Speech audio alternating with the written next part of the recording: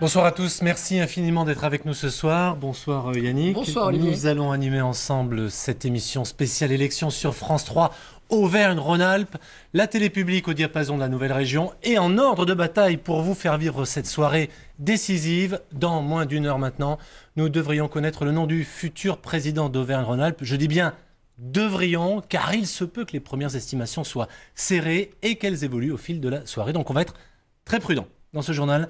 Nous ferons le point également dans quelques minutes sur les principaux faits d'actualité de ce dimanche avec Julie Jacquard. Bonsoir Julie. Bonsoir Olivier.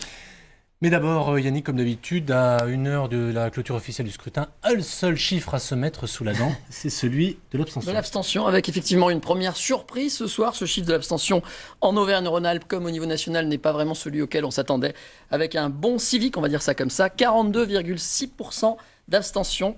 Pour mémoire, il y a une semaine, ce chiffre était de 51,1%. C'est donc presque un bond de 10 points. C'est considérable. Et pour illustrer ce sursaut classique de la participation au second tour, direction La Bourboule dans le département du Puy-de-Dôme. Reportage Christophe Jouvent, Olivier Martinet. La Bourboule et ses 1471 inscrits n'a pas brillé par son assiduité dans les isoloirs dimanche dernier. Rendez-vous à la mairie pour demander des comptes. Rapidement, nos premiers abstinents passent aux aveux. À voter. Vous avez voté au premier tour? Non, on n'était pas là. On était en vacances. Voilà. Donc on est venu aujourd'hui. Les tours, on l'a loupé, on n'était pas là, mais on savait que le deuxième tour, on était là. À l'intérieur, on a trouvé des gens plutôt motivés. Et l'espoir chez les assesseurs de battre ce faible 45% de votants du premier tour. Quand les femmes ont voté la première fois, j'avais 14 ans. Et tout ce que j'ai entendu, j'ai dit, le droit de voter aux femmes, je voterai chaque fois que ça me sera permis. Regardez, même la carte électorale, elle est pleine de chez pleine.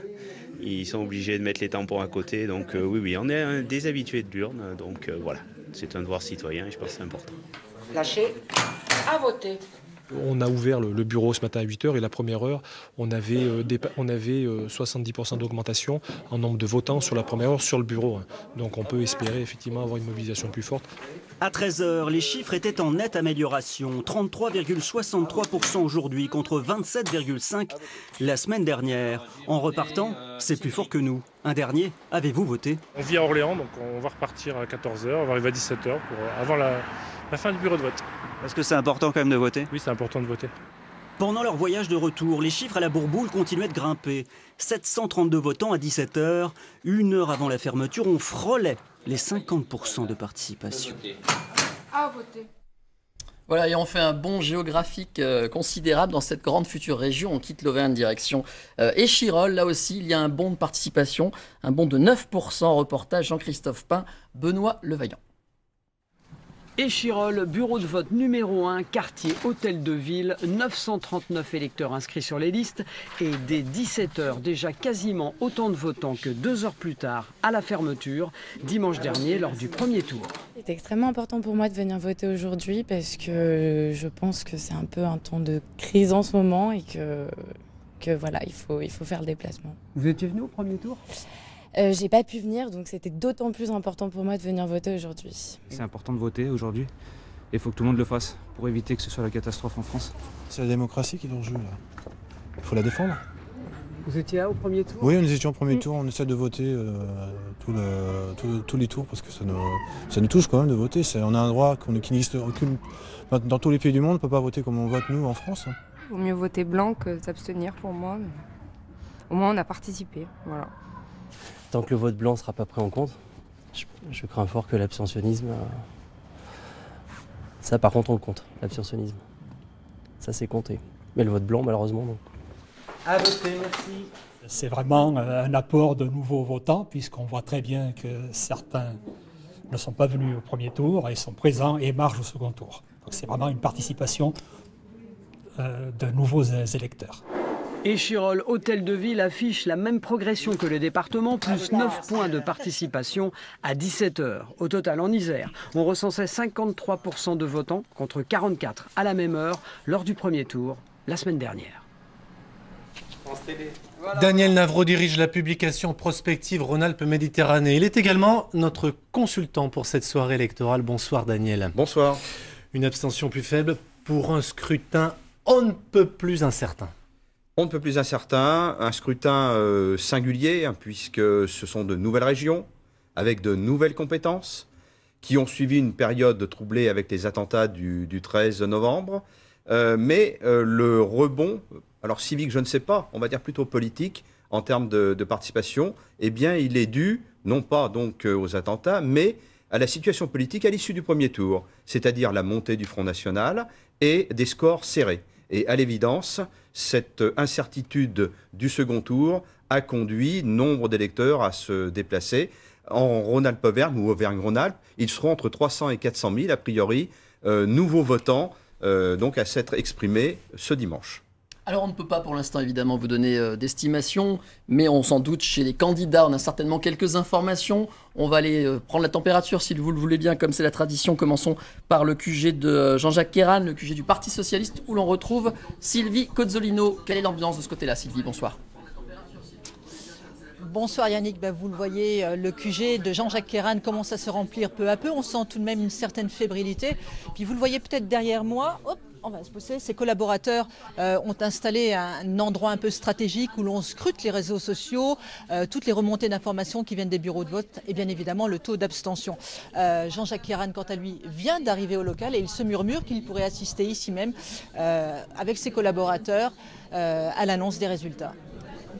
Merci Sylvie. Comme la semaine dernière, le camp Wauquiez a installé son QG dans un restaurant du quartier La Confluence à Lyon.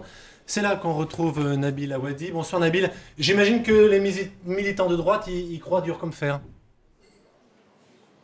Oui, bonsoir Olivier, bonsoir à tous. Et bien écoutez, pour savoir si les militants y croient, il va falloir attendre qu'ils arrivent, puisque comme dimanche dernier, les militants ne sont pas encore ici dans ce restaurant qui sert de QG aux candidats Les Républicains. Laurent Wauquiez, lui, est arrivé il y a quelques minutes, 5 minutes à peine, de manière très très rapide. On n'a même pas eu le temps de faire une image et il s'est enfermé dans son bureau à l'étage juste au-dessus de nous. Alors en attendant, je vais vous donner un peu le déroulé de cette soirée. À 20h15, Laurent Wauquiez suivra en direct sur France 3 Rhône-Alpes-Auvergne, prendra connaissance des premières estimations que vous donnerez Olivier.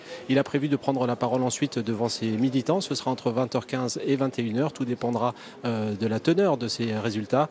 Donc entre 20h15 et 21h, prise de parole de Laurent Wauquiez. Et puis 21h, il sera temps pour nous de nous intéresser à un autre résultat crucial lui aussi, celui de la rencontre entre Paris Saint-Germain et l'Olympique Lyonnais. On se retrouve tout à l'heure. Merci Nabil, on va tenter notre chance du côté du troisième concurrent dans cette élection où il y a semble-t-il un peu plus de militants. Je parlais du siège du Front National du candidat Christophe Boudot où se trouve Sandra Méallier. Comment cela se passe-t-il de votre côté ?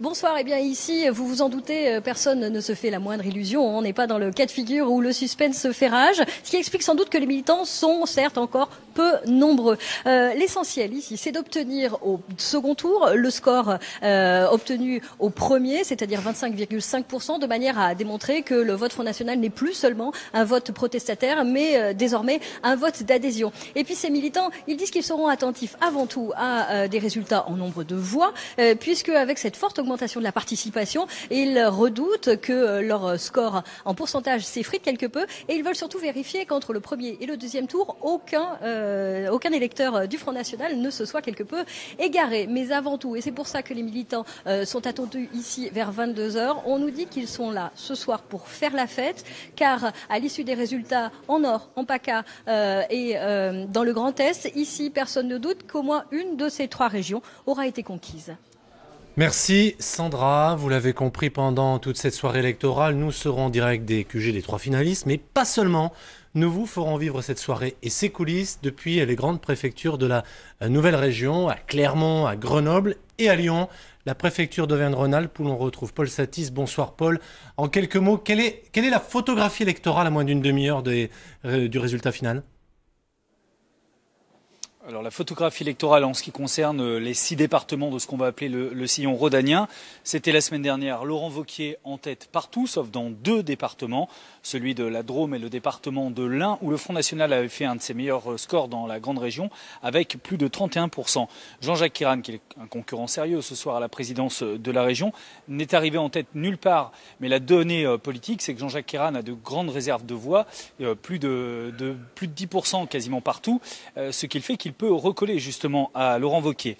Tous les sondages ont prévu que cette élection, en tout cas, serait très serrée. Elle pourrait se jouer, en fait, dans la métropole lyonnaise, qui est plutôt favorable à Jean-Jacques Ayrault. C'est là qu'il a fait son meilleur score. Le problème, c'est qu'il va falloir attendre assez tard, Olivier, car en ce moment, on est toujours en train de voter, notamment dans les deux grandes villes que sont Lyon et Villeurbanne, alors que le scrutin est terminé quasiment partout ailleurs. Merci Paul, à tout à l'heure. On va à nouveau faire un bond de plusieurs centaines de kilomètres, direction maintenant Grenoble, à la préfecture de l'Isère. On nous attend Christian Deville. Là aussi ce soir, nous serons en direct des différentes préfectures, on vous l'a dit. Christian, quelques premières informations ce soir. Oui, bonsoir Olivier, bonsoir Yannick. Eh bien, vous demandez la couleur, la photographie des Alpes. Eh bien, la couleur est bleue ici, bien entendu, puisqu'en Savoie et Haute-Savoie, Laurent Wauquiez est en tête avec respectivement 29,62% des voix et 34,75% en Haute-Savoie, avec des écarts importants dans le département de Haute-Savoie.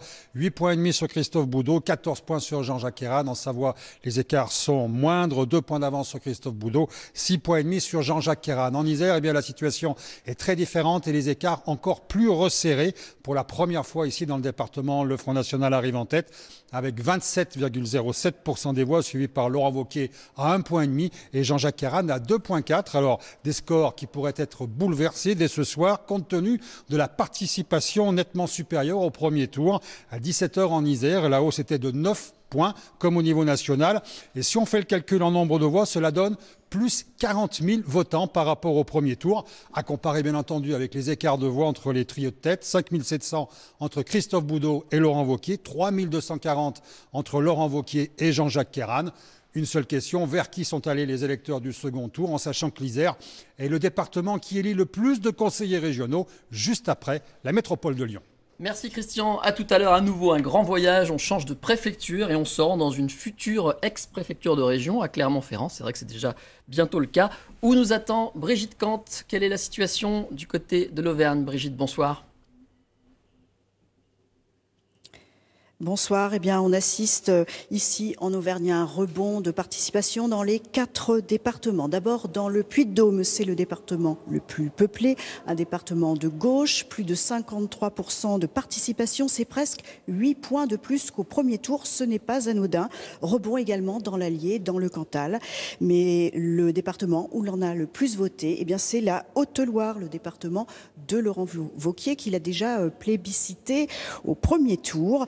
Donc Laurent Wauquiez, il faut le savoir, est aussi arrivé en tête dans les 4 départements d'Auvergne au premier tour. Suspense jusqu'à 20h avec cette question très simple. Le premier président de la nouvelle grande région sera-t-il un Auvergnat? Merci Brigitte. Alors en direct à partir de 20h15, 3 QG, 3 préfectures. Et pour être encore au plus près des territoires, nous serons également en Drôme-Ardèche, dans le Cantal, en Savoie, dans la Loire à Saint-Étienne et puis au Puy-en-Velay, la ville-préfecture de la Haute-Loire. Daniel Navreau, on aura l'occasion d'en reparler au cours de cette soirée, mais c'est un sacré défi qui va attendre la nouvelle équipe qui va se retrouver à la tête de la région. Et oui, quelle qu'elle soit, cette nouvelle équipe sera issue d'une élection qui aura été, on l'a dit tout à l'heure, singulière, atypique, et ça, bien, il faudra qu'elle en tienne compte d'une manière ou d'une autre. Et puis elle aura certes la charge de mener à bien les politiques qu'elle a promis dans ses programmes, mais aussi à construire le plus vite possible cette nouvelle grande région.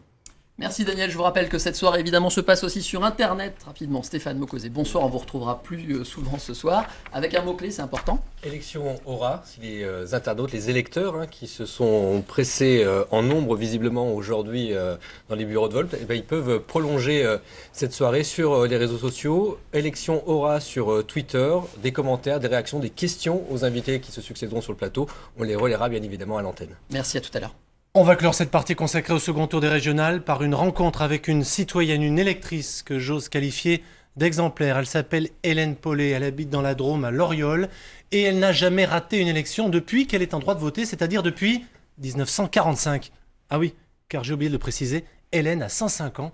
Ce dimanche, elle a donc accompli son devoir avec nos consoeurs Elisabeth Philippe et Sylvie Adam. Comme dimanche dernier, Hélène Paulet, 105 ans, a tenu à voter. C'est seulement à l'âge de 35 ans qu'elle a pu glisser pour la première fois un bulletin dans une urne en 1945 pour les municipales, encouragée par son père. Parce que mon père votait. Eh bien, je pense que c'est ça. J'étais toujours avec mes parents. Toujours, toujours. Et on était 6 enfants. Les 6 enfants avaient la même démarche. Plusieurs centenaires se sont déplacés comme Hélène Paulet pour voter dans cette commune. Roger Boulet n'a raté lui aussi aucun scrutin, sauf quand il était resté prisonnier 9 ans à l'étranger durant la Seconde Guerre mondiale. J'ai toujours voté. Avant que je sois prisonnier, j'ai toujours voté. Et je pense que c'est normal parce que c'est un machin qui nous a été... C'est très bien de voter. Mais j'ai toujours voté. Ou à droite ou à gauche. En 70 ans, Hélène Paulet a déposé des centaines de bulletins pour chaque scrutin national ou local. Elle aime toujours raconter aux plus jeunes ses débuts d'électrice. Si le père avait donné l'autorisation, on avait le droit d'aller voter plus facilement. Il fallait avoir fait ses preuves pour voter à l'Oriole. Mais qu'est-ce que vous croyez? Pas d'abstention pour ces plus anciens. Ils tiennent à accomplir leur devoir de citoyen aussi longtemps que leur état de santé le permet. Dans le reste de l'actualité en Auvergne-Rhône-Alpes, principalement du sport, Julie. Oui Olivier, et on commence avec la Coupe d'Europe de rugby, une bien mauvaise troisième journée pour les clubs de la région, avec tout d'abord la lourde défaite d'Oyonnax face aux Anglais des Saracens cet après-midi, 10-45. L'USO reste dernier de sa poule. Le résumé du match avec Jean Perrier. Tout bleu, irrésistible. Début de deuxième mi-temps, les Sarrasins ont déjà mis la tête dans le sable à Oyonnax, 24-3. Ça leur suffit pas, ils sortent le cimeterre, leur sabre, et coupent tout ce qui dépasse, 2 essais, en 2 minutes. Oh là là là là, essai, renvoi, essai. Et les transformations qui vont avec, l'attaque anglaise s'est régalée cet après-midi. Charles Maton, c'était un peu à Azincourt, mais en plus long. Des Français courageux, bien armés, mais transpercés de partout. 45-10 au final. Et au mental, car Oyonnax a fini par sauver ce qui peut l'être quand tout est perdu, l'honneur. Ils marquent un essai, un beau, le vivent comme un exploit, reçoivent l'hommage qui se doit. Pour le reste, ils rejouent la bataille d'Angleterre la semaine prochaine et qu'ils y aillent l'arme au pied ou la fleur au fusil, Azincourt pourrait devenir Waterloo. De son côté, Clermont-Ferrand a perdu sur la pelouse d'Exeter 31-14 hier soir. Les Auvergnats n'ont désormais plus le droit à l'erreur s'ils veulent poursuivre l'aventure européenne. Jean-Luc Roussy et Julien Lecoq. Une centaine de supporters clermontois dans les tribunes d'Exeter et Clermont diminué par l'absence de 14 joueurs qui va se montrer très opportuniste en début de match. Avec l'aide du vent, les partenaires d'Aurélien Rougerie mettent la pression sur les Anglais. Ça souffle très fort dans le dos des Clermontois. Et la première combinaison fait mouche avec Camille Lopez pour l'essai d'Océ Aguirre. L'ASM dominé mais très réaliste, un petit coup de pied de Noah Naketassi et Aurélien Rougerie n'a plus qu'à aplatir le deuxième essai clermontois. 14-3 après 20 minutes, c'est le scénario idéal, d'autant qu'Exeter monopolise déjà le ballon et la défense clermontoise va craquer une première fois sous l'impulsion de Thomas Weldrom, le troisième ligne qui va faire très mal à la défense auvergnate. L'espoir renaît chez les Anglais, Clermont n'a plus que 4 points d'avance et la puissance de Weldrom fait encore la différence sur un nouveau ballon porté.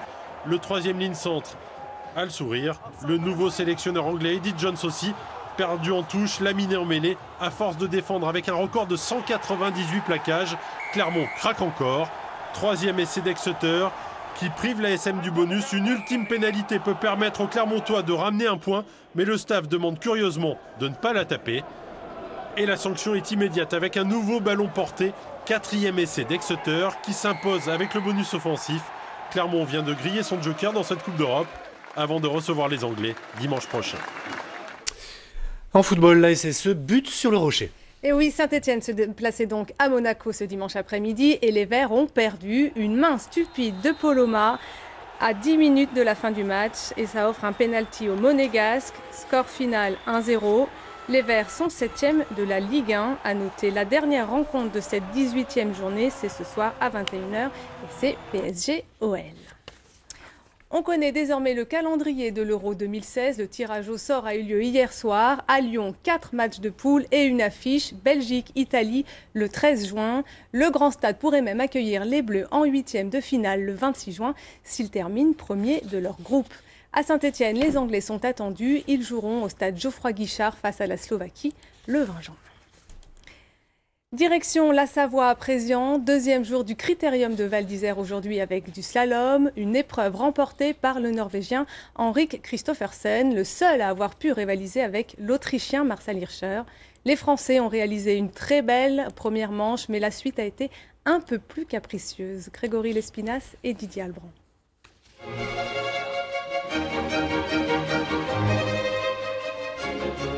Il a beau grimacer, il a bien eu raison de raser sa longue barbe, Julien Liseroux. Aujourd'hui, c'était slalom au programme et à 36 ans, il a montré la voie sur la face de Bellevarde, là où tous les autres Français ont échoué. Le vétéran de l'équipe de France termine 5e, le meilleur classement des Bleus. C'est sûr qu'ici, c'est qui tout double quand même sur cette piste. Hein. Elle est vraiment pas facile à skier pour nous, c'est un vrai combat. Un combat qui va mettre Jean-Baptiste Grange et Alexis Pinturo KO. C'était un dimanche sans. Pas grave, de Val d'Isère à Val Thorens, le samedi a été un jour de moisson pour le ski français dans les Alpes. De quoi donner le sourire aux Bleus. Oui, évidemment, la victoire de Jean-Fred Chapuis à Val Thorens, à domicile, dans son village. Donc ça, c'est quelque chose de fantastique. La deuxième place d'Alizé Baron, Victor Muffajandet sur le podium ici. Donc oui, c'est des grands moments de bonheur. Normal quand on a 20 ans. Et puis pour son 60e anniversaire, le Critérium de Val d'Isère a rempli son programme. Neige, fête et ski. Et puis le diamant noir pour terminer ce journal. Oui, les fêtes de fin d'année approchent avec elles les premiers marchés aux truffes, comme celui du Tricastin qui avait lieu ce matin à Saint-Paul-Trois-Châteaux dans la Drôme. Cette année, il y aura de la qualité, mais pas forcément de la quantité. La faute à la sécheresse. Les amateurs, eux, étaient au rendez-vous. Les yeux et les nez sont aux aguets, les canifs à portée de main.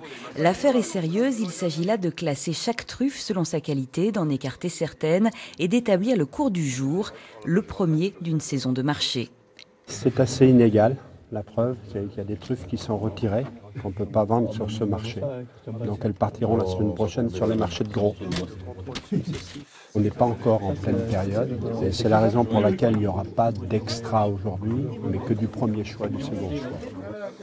L'affaire est entendue, la truffe la plus précieuse s'échangera ce jour de 80 à 95 € les 100 grammes, un peu plus que l'année dernière à la même époque. Reste le verdict des clients et une heure plus tard, celui-ci ne se fait pas attendre. Le rendez-vous est un succès et de nouveaux amateurs se mêlent aux habitués. C'est la foule qui nous a poussés ici. Dans la famille. On est nouveau dans la région de l'Ardèche et donc c'est vrai qu'on est intrigué et on se dit que pour les fêtes, eh ben, allons-y, fonçons. Chaque année, je viens. Ce sont les meilleurs. En cru, dans du fromage, c'est merveilleux. Voilà. Et c'est des fêtes extraordinaires, on a beaucoup de chance. Beaucoup de chance car le marché de Saint-Paul-Trois-Châteaux est unique en son genre. C'est une vente directe, les truffes sont classées, remplacées si elles s'avèrent de moins bonne qualité que prévu. Autant d'éléments qui établissent un lien de confiance. Quant aux professionnels, si la saison tarde un peu à démarrer et que les volumes s'annoncent moins importants, ils se veulent optimistes. Il a fallu trier beaucoup, parce que bon, on est en début de saison. Il a fait très chaud cette année et c'est vrai qu'il y a quand même du déchet, mais bon, on est content quand même. Voilà. Au plus c'est simple, au mieux c'est la truffe. Et si vos papilles sont en éveil, sachez que le marché aux truffes de Saint-Paul-Trois-Châteaux se poursuivra tous les dimanches jusqu'en mars prochain. Merci Julie pour ces informations. La soirée électorale continue. Yannick, vous nous rappelez les chiffres de l'abstention ? 42,6% d'abstention, ça veut dire une participation en hausse d'environ 9 points ce soir. La bonne surprise de la soirée. Voilà, rendez-vous à 20h pour les premières estimations du résultat final et puis pour les résultats.